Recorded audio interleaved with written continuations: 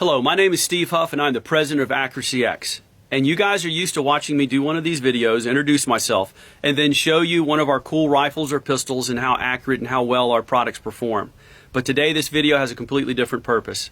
For those of you that have been paying attention, and more importantly, for those of you that are not aware, Virginia is in a fight for its life for its Second Amendment freedoms and rights. The first thing I'd like to ask each of you watching this video is please watch the entire video. And then I'd ask you to please, I would beg you to share it with everyone you know. I have never in my life felt compelled to reach out and make a statement like this before. And I am truly concerned about what's happening in my state.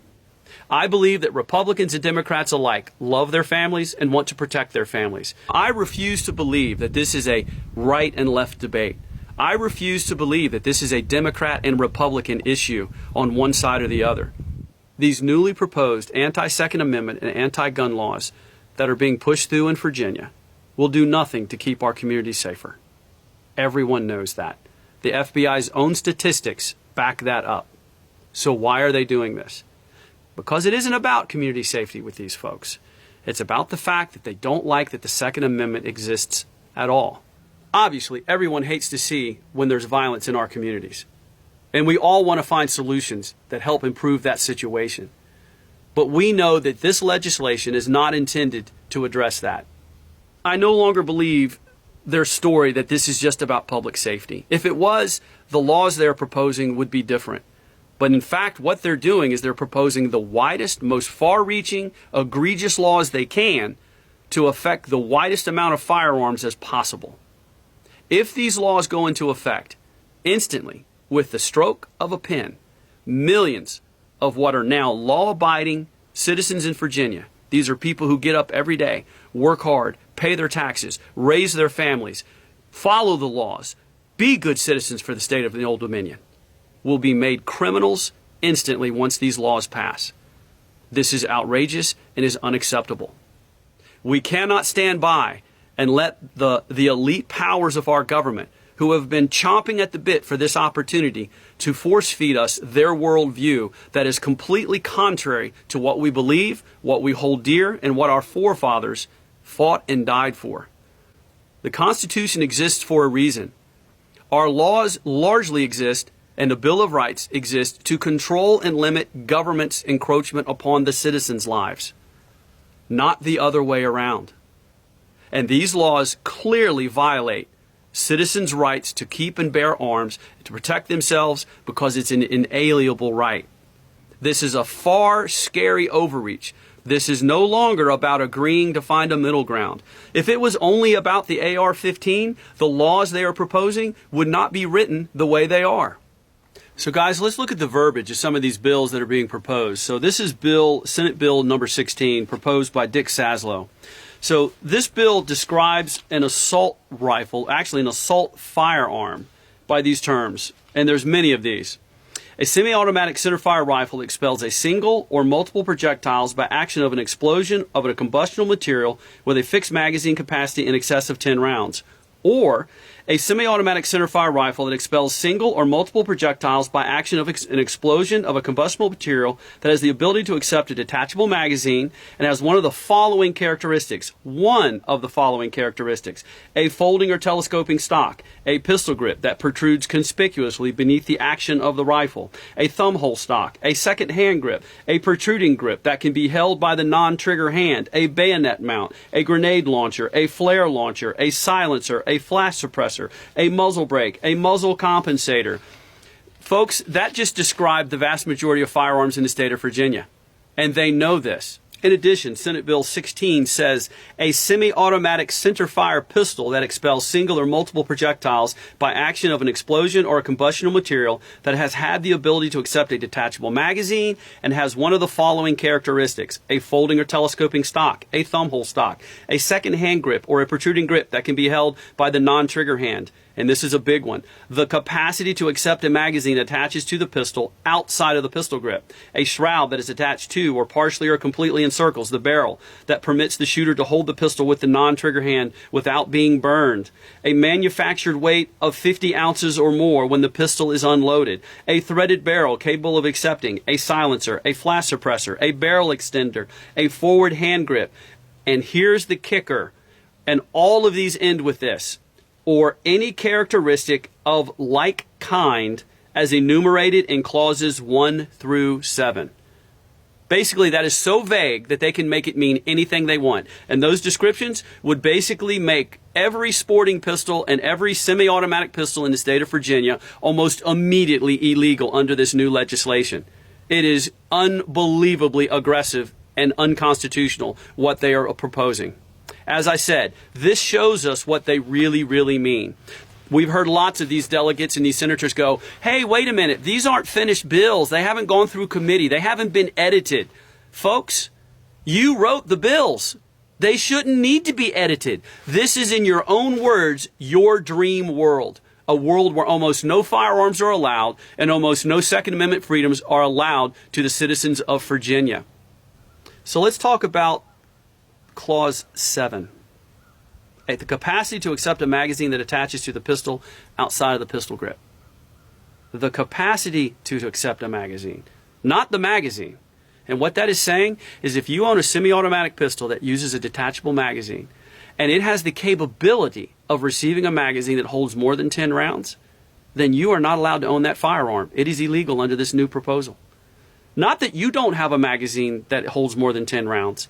They've written it so vague that even though the pistol and you only have a 10-round magazine, the fact that somewhere somebody could have a magazine that would hold more than 10 rounds and it would be attached and it would be outside of the pistol grip basically means that that pistol is illegal, as would any rifles or shotguns.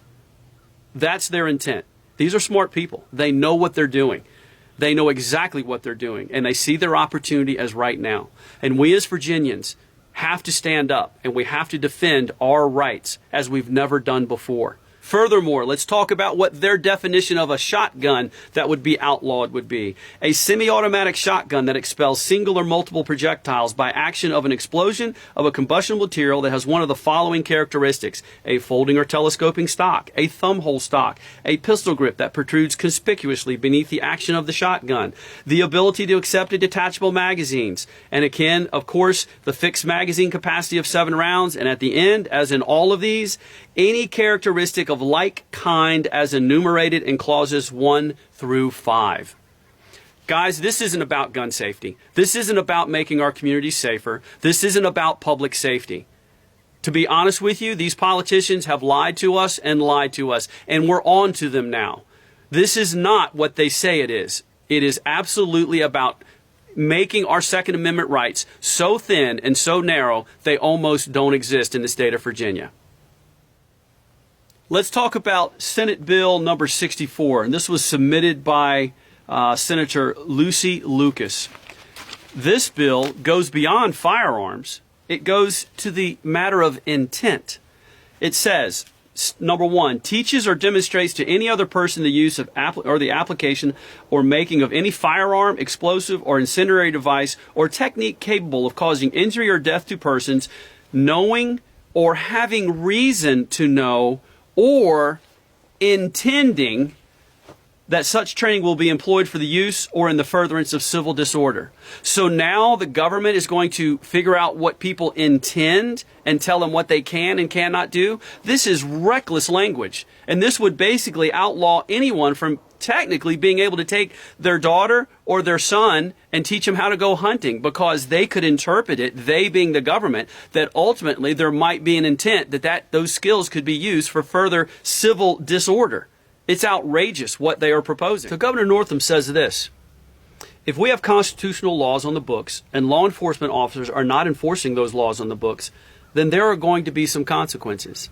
And that's why they've submitted or updated House Bill 67. Let's talk about House Bill number 67, submitted by Delegate Lee Carter. In this, they're already anticipating the fact that they are going to have to enforce these laws if they get them passed. That means they're going to have to charge employees of the state, law enforcement employees of the state, to go out and enforce these anti-Second Amendment, unconstitutional laws upon the citizens of the state of Virginia by force.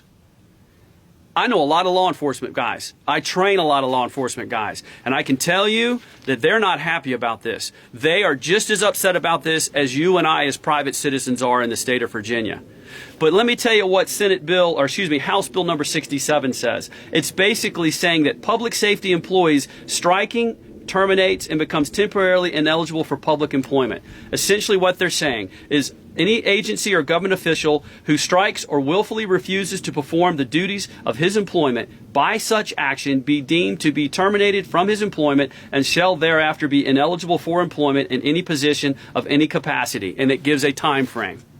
So what they're basically telling all of those law enforcement officials is, hey guys, if you want to keep your jobs, if you want to keep your pensions, if you want to keep your health care, we're going to force you to exercise and enforce unconstitutional laws in the state of Virginia.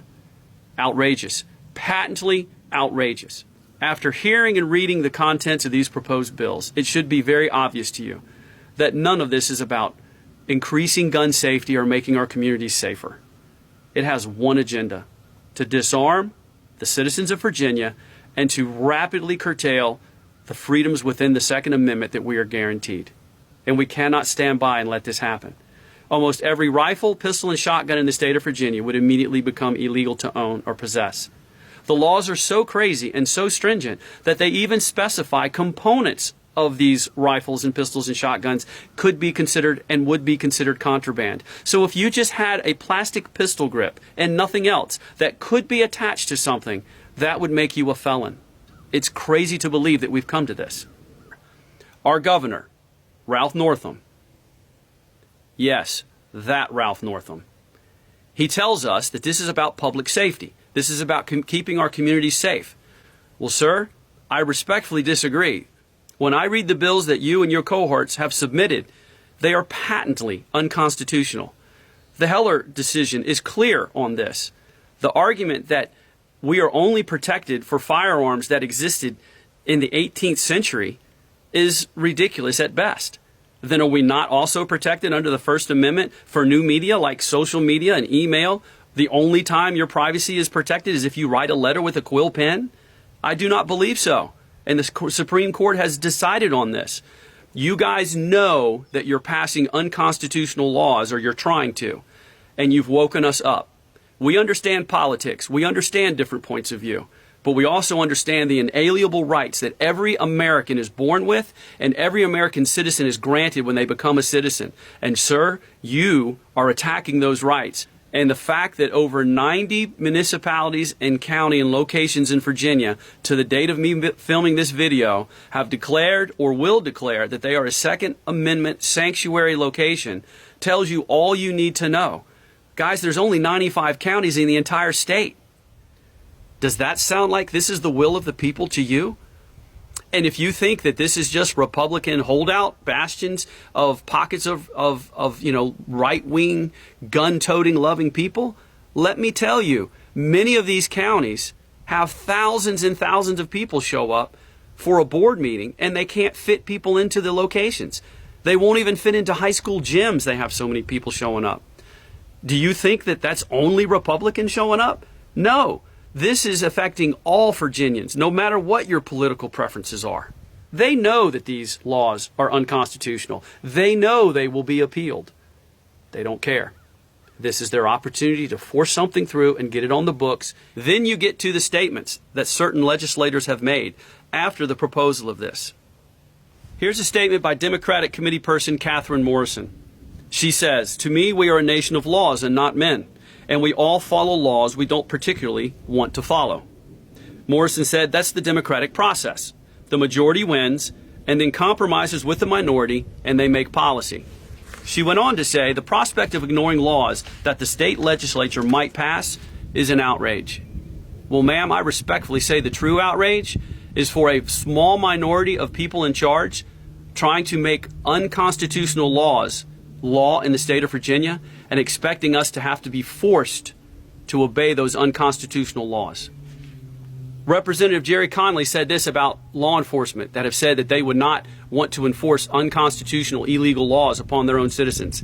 He said, "I would hope they would either resign in good conscience because they cannot uphold the law which they are sworn to uphold." Well, guess what, sir? The highest law in the land is the Constitution. And what you are trying to propose is contrary to everything that has been settled law on this. Let's talk about what Attorney General Mark Herring said. And I quote, So when Virginia passes these gun safety laws, that they will be followed, they will be enforced. Now let's keep in mind, that is not vague language. What they're saying is if these laws are passed, it is their intent to force people in Virginia to oblige by these unconstitutional laws. Chilling. Virginia Representative Donald McEachin even suggested that the governor should and could and would use the Virginia National Guard upon its own citizens to enforce these laws. Now, guys, what do you think that means? Do you think the Virginia National Guard is going to be mobilized and they're going to come to your house and then give you a verbal reprimand if you choose not to obey these unconstitutional laws? Sir, this is the very reason the Second Amendment was included in our founding fathers' documents. The British tried to do the very same thing. And that is why we have the right to keep and to bear arms. Guys, you're not going to convince me that this is a right or left issue or that it's a Republican or Democrat issue. To me, it is a Virginian issue. I know that Democrats and Republicans alike like to hunt and they enjoy the shooting sports and competition shooting. This is not an issue that is based on political affiliation. This is not us against them. It's Virginians against laws and legislation that are clearly unconstitutional and that we will not stand by for this. It's ironic that the state motto for Virginia that's across our state seal and emblazoned on our state flag is Sic Semper Tyrannis, thus always to tyrants. We've forgotten why that motto was put on the state flag. Virginia was one of the original 13 colonies. They were originally ruled and governed by the British government from afar. And because of the overreaches of that government, the Revolution of America was born and spawned and created the greatest nation on earth. How soon we forget that tyranny is not something that's in the past but can rear its ugly head at any time. We need to remember and we need to defend our rights today, just as our forefathers did over 200 years ago, to ensure that future generations will enjoy the same freedoms and the same privileges as we have in our lives. Folks, this is now or never. This is not something you can afford to sit on the sidelines and see what happens. This is our high water mark. This is the day that we will look back on, and this is the time we will look back on and say, that was where the tide turned, or that's where the end began. This is a blitzkrieg of legislation. They've been waiting for this opportunity for years. They have a narrow window, and they're going to do everything they can to maximize it. If you can, donate to some Second Amendment initiative that is trying to fight the fight for us. They need the funds to back and resist. We all know that millions of dollars have been funneled into the state to support these candidates and to promote this initiative. This is the fight we have to fight. If you stay quiet, we will lose. On January 20th, Lobbying Day in Richmond, I encourage everyone, no matter what you're doing, stop what you're doing, make plans, and show up and show your support for the Second Amendment rights of Virginia citizens. And this isn't just a Virginia issue. I think we all understand what's at stake here. If they're able to force this down on Virginia, the next states will follow, and they will not stop. They've shown us who they finally are. We understand that this isn't about middle ground. This isn't about trying to find common sense solutions. This is about control. There's been talk about a grandfather clause now. They've already started to backpedal a little bit. Well, you know what? We're not interested in a grandfather clause. What would have happened if our forefathers had opted for a grandfather clause against the British government? There would have never been a United States of America. And the generations that have passed between then and now would have not known the freedoms that we are all fortunate enough to have. Guys, freedom is tough. Freedom is hard. We have it so good in this country, and we've had it good for so long, we forgot that it has to be tended to. It has to be protected. It has to be nurtured. I'm asking you to do your part today. Donate where you can to help these initiatives for the Second Amendment organizations to get the word out. Tell your friends, call your friends, let everyone know. As I said, I do not believe this is a left or right issue. I believe everyone, or the vast majority of people, realize this is an overreach that cannot be accepted. And in addition to that, please do everything in your power to be at the Virginia State Capitol in Richmond on January 20th. We need you to be there. We need a public showing of support that is so massive and so overwhelming that these few that are in power right now that are trying to push this, let them understand they do not represent the will of the people. Again, over 90 municipalities and locations have declared a resistance to this illegal action or potential illegal action by these state legislators. We must let them know that we will not stand for this. So what can you do to help us defend our Second Amendment rights in the state of Virginia? Well, first of all, you can't count on somebody else to do the fighting for you. You can't count on somebody else to go to Richmond for you. You can't count on somebody else to spread the word for you. You need to be able to stand up and take your place in the line. It's going to take all of us. Yes, we'd love to have you in Richmond on January 20th. That's lobbying day, and there's going to be probably tens, if not hundreds of thousands of people that are going to show up and support what we're trying to fight against with these new legislative laws. But you can do little things like talk to your neighbors and friends, share things on Facebook. Again, share this video, let people know what's going on. Most people don't understand how aggressive these new proposed laws are, but you can't rely on someone else to defend your Second Amendment rights. It is not the NRA's job to defend your Second Amendment rights. Yes, they do a good job. The Virginia Civil Defense League, all those guys work really hard and do a good job.